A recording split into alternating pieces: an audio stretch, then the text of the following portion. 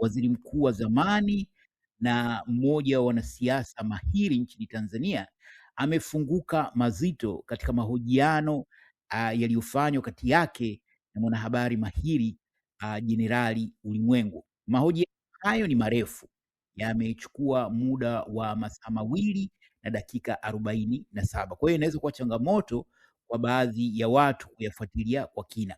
Hata hivyo, Jasusi TV imeyasikiliza na kutengeneza muhtasari wa zile pointi muhimu zilizoongelewa katika mahojiano hayo, na makala hii inakuletea kwa kifupi hizo pointi muhimu zilizokuwemo katika hayo mahojiano. Kwa hiyo la kwanza ni kuhusiana, mahojiano yamejikita zaidi kuhusiana na tume ya Jaji Chande, mauaji ya Oktoba 29, uchaguzi na hali halisi jinsi ilivyo nchini Tanzania. Kwa hiyo katika hili la Jaji Chande, Jaji Warioba anasema kwamba yeye alitarajia kwamba ripoti ya kamisheni hiyo ya Jaji Chande ingewekwa hadharani, lakini kwa sasa imefichwa, na akasema kwamba hata kile kilichotolewa na Jaji Chande mwenyewe siku ya kukabidhi ripoti ilikuwa ni hotuba yake na sio yaliyomo ndani ya ripoti husika. Kadhalika, Jaji Warioba anasema kwamba alitarajia kwamba ripoti hiyo licha ya kutolewa pia ingepelekwa kwa wadau mbalimbali ambao ikiwa ni pamoja na wananchi na taasisi husika, na akaamini kwamba na akabainisha kwamba right ripoti hiyo ingewekwa hadharani pamoja na viambatisho, vitu ambavyo vinaonyesha uthibitisho kama ripoti za mahojiano na wananchi, ushahidi na vitu kama hivyo, vingeweza kuwa na msaada sana, hasa katika kujenga uaminifu, imani kwa ripoti yenyewe. Lakini kwa sasa kwa mazingira hizi, kwanza iwekwa hadharani, lakini hata hivyo viambatisho, uthibitisho kwamba imesema imehoji idadi ya watu kadhaa, lakini hakuna uthibitisho wote. Kwa hiyo inapoteza uhalali na kuaminika kwa ripoti hiyo. Kadhalika, Jaji Warioba amesema tafsiri ya jumla ni kwamba ukweli umefichwa kama ripoti yenyewe inavyofichwa. Kwa hiyo ukweli mzima ambao tume hiyo ilielezwa kwamba inajaribu kutafuta umefichwa kama ambavyo ripoti yenyewe imefichwa. Kadhalika, Jaji Warioba amesema kwamba kumekuwa na jitihada kubwa sana za kudhibiti mijadala kuhusiana na ripoti ya hiyo tume, na kwa ujumla mijadala kuhusiana na yaliyojiri Oktoba 29. Na Jaji Warioba pia akazungumzia kuhusiana na matokeo ya yale yaliyoongelewa ndani ya hiyo ripoti, akidai kwamba kulikuwa katika ripoti kunadai kwamba kulikuwa na makundi ambayo yaliajiri vijana yakawafundisha pamoja na kugharamia, na kwamba kulikuwa na kambi za mafunzo ambazo baadhi zilikuwa takriban mita 10 kutoka kwenye vituo vya polisi. Lakini hii kwa ujumla, kwanza bila kujali kama ni ukweli au la, lakini inazua maswali kwamba maandalizi yote hayo yanafanywa, vikundi vyote hivyo vinafanywa, fedha inaingia, mafunzo yanafanyika, tena si mbali ya vituo vya polisi. Basi kama ni kweli nchi ipo katika kipindi kigumu, kwa sababu vyombo vya dola vilipaswa kuzuia kama hicho wanachoongelea ni kweli. Lakini pia akaelezea kwamba hata kama ingekuwa ni hivyo, kuna changamoto kubwa ambazo zilikuwepo kabla wakati huo kati ya vyombo vya dola na wananchi, kwamba hakuna imani miongoni mwa wananchi kwa vyombo vya dola, na akaeleza bayana kwamba yeye hafiki idadi hiyo iliyotajwa na tume ya Jaji Chande ya vifo 518. Akasema anaamini kwamba idadi ya vifo ni kubwa zaidi ya 518. Ikumbuke kwamba Jaji Warioba huko nyuma alishawahi kuongea, alifanya mahojiano na gazeti la Jamhuri na akaeleza bayana kwamba idadi ya watu waliokufa ni kubwa zaidi ya wale waliokufa katika vita vya Kagera mwaka 78 79. Kwa hiyo hata hii 518 amesema kwamba hii ni idadi ndogo kulinganisha na idadi ya watu waliouawa. Kadhalika amesema kwamba kuna hii tume ambayo kuna kitu kama tume ya uchunguzi ambayo Samia amesema itaanzishwa, na akasema hii inatatiza zaidi kwa sababu bado inarudi pale pale katika hoja kwamba wanaotuhumiwa kufanya matendo hayo ndio wanaunda tume nyingine ya kuchunguza, kama ambavyo tume ya Jaji Chande ilivyolaumiwa kutokana na kuwa kwa kiasi kikubwa mtuhumiwa wa kwanza ni Samia Suluhu Hassan mwenyewe, lakini yeye ndio kaunda tume ya kuchunguza matokeo. Sasa hata mkiunda tume ya uchunguzi, kimsingi unarudia kile kile ambacho kimefanywa na hii ya Jaji Chande.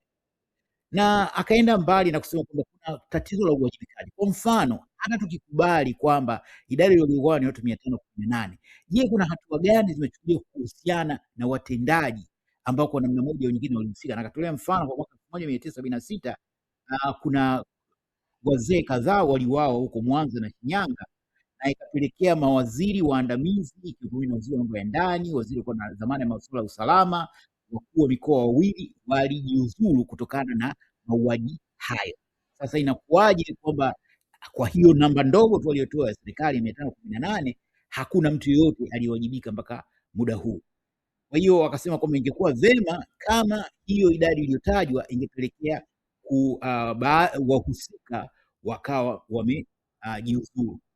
Pia Jaji Warioba akaeleza kwamba kumekuwa na, kama alivyosema awali, kwamba kulikuwa na jitihada kubwa za kudhibiti mijadala kuhusiana na hiyo ripoti, na akatolea mfano kwamba taasisi mbili, moja inaitwa Tanzania Center for Democracy TCD, pamoja na mkusanyiko wa wanafunzi wa vyuo vikuu, kwa pamoja taasisi hizi zilizuiwa kufanya semina za kujadili ripoti ya Jaji Chande. Kwa hiyo unaona kwamba kuna kitu ambacho kinafichwa, kwa sababu kama ripoti ilikuwa haina wala kwa nini watu kuijadili iwe ni kosa?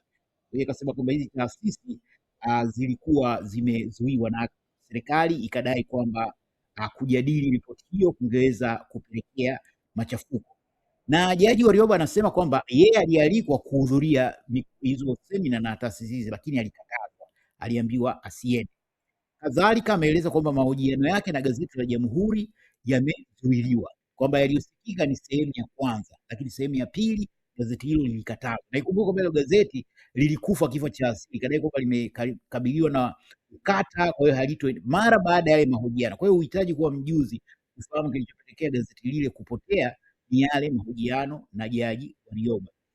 Na kadhalika ameeleza kwamba yeye mwenyewe yuko katika kipindi kigumu kwa sababu watendaji mbalimbali wa serikali wamekatazwa kuwasiliana naye. Kwa hiyo inabidi hata kama kuna mawasiliano yapitie kwa watu wengine, kwa sababu watu wamekuwa wakifuatilia. Pia simu yake imekuwa ni changamoto, wakiongea naambiwa simu wazime kwa sababu simu yake inafuatiliwa, na maafisa kama nilivyosema, watu mbalimbali wa karibu hasa wa serikalini wanashindwa kuwasiliana naye moja kwa moja, na marafiki zake wamemuonya mara kadhaa. Watu kadhaa wamemuonya kumwambia kwamba anawindwa ili atekwe au kudhuriwa, lakini pia pengine kutoa uhai kwa kumpa sumu. Baada ya hayo akaelezea kuhusu uchaguzi huo uliokuwa unaitwa uchaguzi wa Oktoba 29. Akasema kwa bayana kwamba kilichofanyika, yale matokeo ambayo yalimpa ushindi Samia wa 98% ni matokeo yaliyotengenezwa na tume ya uchaguzi. Hizi ni tuhuma nzito sana. Kadhalika akasema kwamba vyombo vya usimamizi wa uchaguzi, yani tume ya uchaguzi, mahakama, msajili wa vyama vya siasa, vyote kwa pamoja wananchi wamepoteza imani.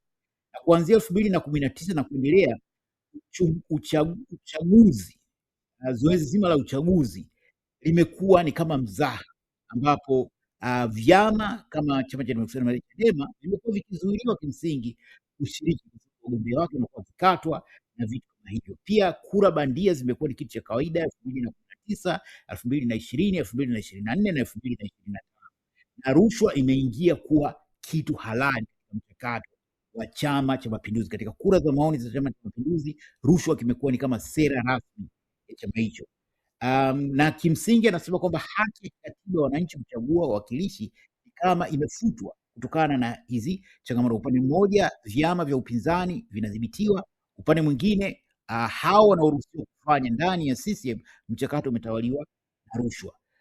Pia akazungumzia kuhusu masuala ya katiba. Bado yeye ni muumini wa katiba na hasa katiba mpya, na akasema kwamba masuala ya matatu ambayo ni muhimu sana katika katiba ni amani na umoja wa taifa, mfumo wa uchaguzi pamoja na katiba mpya yenyewe. Na amesema kwamba Tanzania imekuwa ikizungumzia kuhusu katiba mpya kwa zaidi ya miaka 30, lakini tatizo si ukosefu wa maarifa, bali kinachohitajika ni utashi wa kisiasa, na kwamba tume ya Jaji Chande inapendekeza katiba mpya ifikapo 2028 kupitia kamati nyingine za wataalamu, lakini Jaji Warioba anaona kama hili haiwezekani na ni njia nyingine ya kuchelewesha mchakato wa kupata katiba. Vile vile anasema kuhusu tume ya mabadiliko ya katiba aliyoiongoza, ilitoa rasimu ya kina, lakini iliathiriwa na mchakato wa bunge la katiba ambao ulichukulia kuwa si halali. Bunge lilokuwa lilikuwa limepanuliwa tu, hivyo chombo hicho kukosa uhalali wa katiba, na kwa masuala makubwa ambayo bado hayajatatuliwa ni pamoja na madaraka ya rais, mgawanyo wa mamlaka ya serikali pamoja na bunge na muundo wa muungano. Na akagusia kuhusu muungano, kwa sababu muungano kwa kweli ni pasua kichwa. Akasema orodha ya mambo ambayo ya muungano imepunguzwa kutoka 11. Anasema orodha ya mambo ya muungano imepunguzwa hatua kwa hatua kutoka 11 hadi 22, kisha kupunguzwa zaidi kimya kimya. Kuna mambo yamepunguzwa kimya kimya bila idhini ya bunge ambayo inahitajika kikatiba. Kwa kuna mambo yametolewa kimuungano lakini yametolewa kimela. Maana yake ni nini? Kwa kuna mambo ambayo hayapo ndani ya muungano lakini yanafanyika kama yako katika muungano kwa sababu yametolewa kinyemela na watu wengi hawajui na hakukufuata mchakato wa katiba. Kwa mfano, akazungumzia pia kuhusu masuala ya mafuta na gesi kwamba yameondolewa katika hiyo orodha lakini kinyemela. Kwamba Watanzania bara wanasema wanatawaliwa bila uwakilishi wa kuheshimiana. Wazanzibari wanapiga kura mambo ya bara, lakini watu wa bara hawana sauti katika mambo ya Zanzibar. Kwamba takriban Watanzania bara 450,000 wanaishi huko Zanzibar, na takriban Wazanzibari 900,000 hadi 1.4 wanaishi bara. Na akaeleza yeye kwa upande wa muungano akautetea na kusema kuvunja muungano kutasababisha matatizo makubwa ya haki na uraia wa pande zote mbili, na akasema kwamba muungano unawaunganisha Watanzania na kuvunjwa kwake kutachochea mgawanyiko wa kikabila, mkoa hadi uwakilishi. Kadhalika alizungumzia kuhusu masuala ya ukabila na utambulisho wa kitaifa. Akagusia kwamba kwamba wanasiasa wanaendelea kutumia ukabila na dini katika uchaguzi. Akasema kwamba mfumo wa vyama vingi umeimarisha huu mgawanyo wa kabila na kuleta tofauti. Wanachama wanavaa sare, wapinzani wanaonekana kama maadui, unaona. Alafu pia akazungumzia pendekezo la kurudisha machifu ambao wanaona kama ni kurudi nyuma katika hatua ambayo Nyerere alijitahidi, baba wa taifa Julius Kambarage Nyerere alijitahidi kuachana na kurudisha taifa huko nyuma na kulisogeza mbele. Kuhusu system na utashi wa kisiasa akasema kwamba yeye binafsi anaongea kama Mtanzania na asiangaliwe kama mkosoaji ndani ya CCM, japo ni mwanachama wa CCM, lakini anakosoa kama Mtanzania kwa sababu CCM ni chama tawala, na kwamba anakubali CCM inashikilia mamlaka, kwa hiyo inabeba jukumu kuu la mageuzi. Na akasema vyama vyote vina hatia sawa kuhusiana na masuala ya ukabila, kwamba kuna ukabila ndani ya CCM na kuna ukabila kwenye vyama vya upinzani. Na akaongea kwamba kwa kiasi kikubwa maongezi kati ya hawa wanasiasa yamekuwa ni changamoto. Na akasema kwamba yeye binafsi anayekataa madai kwamba aliwekwa chini ya kizuizi, kwamba kulikuwa na taarifa kuwa aliweka kizuizini, lakini anasema kwamba hapana, hiyo sio kweli, ila kumekuwa na majaribio mengi ya kumtisha, na kama nilivyosema mwanzoni, alikatazwa asishiriki katika seminars zinazohusu ripoti ya Nchande.